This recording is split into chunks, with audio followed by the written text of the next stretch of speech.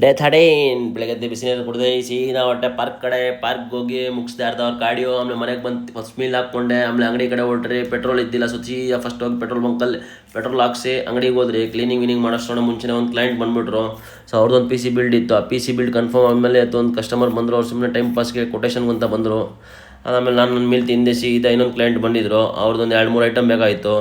ಅದಾದಮೇಲೆ ಮುಗಿಸಿ ತಿರ್ಗಾ ಸ್ವಲ್ಪ ಬಿಲ್ಸ್ ಕೆಲಸ ಮಾಡೋಣ ಅಂತ ಫೈಲಿಂಗ್ ಇತ್ತು. ಆ ಕೆಲಸಗಳು ಮುಗಿಸಿ ಬಿಲ್ ಎಂಟ್ರಿ ತೊಗೊಂಡು ಸೀದಾ ಪ್ರೀ ವರ್ಕೌಟ್ ಮೀಲ್ ಹಾಕ್ಕೊಂಡೆ. ಇವತ್ತು ಸ್ಯಾಟರ್ಡೇ ಇತ್ತು, ಅಂದ್ಕೊಂಡ್ರೆ ಥರ ಹೋಗಿಲ್ಲ ಡೇ, ಯಾಕಂದರೆ ಮಳೆ ಇತ್ತು. ಅರ್ಧ ಕ್ಲೈಂಟ್ಸ್ ವಿಸಿಟ್ ಮಾಡಿಲ್ಲ.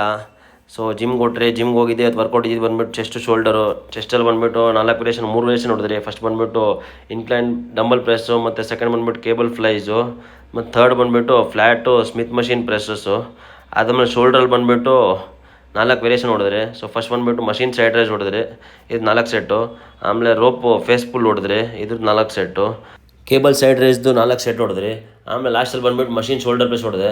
ಇದಾದ್ಮೇಲೆ ಲಾಸ್ಟಲ್ಲಿ ಸ್ವಲ್ಪ ಪೋಸಿಂಗ್ ಮಾಡಿದೆ. ಪೋಸಿಂಗಲ್ಲಿ ಕಂಡೀಷನ್ ಹೆಂಗಿತ್ತು ಹೇಳಿ. ಆಮೇಲೆ ಜಿಮ್ ಆಚೆ ಕೂತ್ಕೊಂಡೆ, ಪೋಸ್ಟ್ ವರ್ಕೌಟ್ ಮೀಲ್ ತಿಂದೆ. ಸೀದಾ ಮನೆಗೆ ಬಂದು ದವಾ ಹಾಕ್ಕೊಂಡೆ.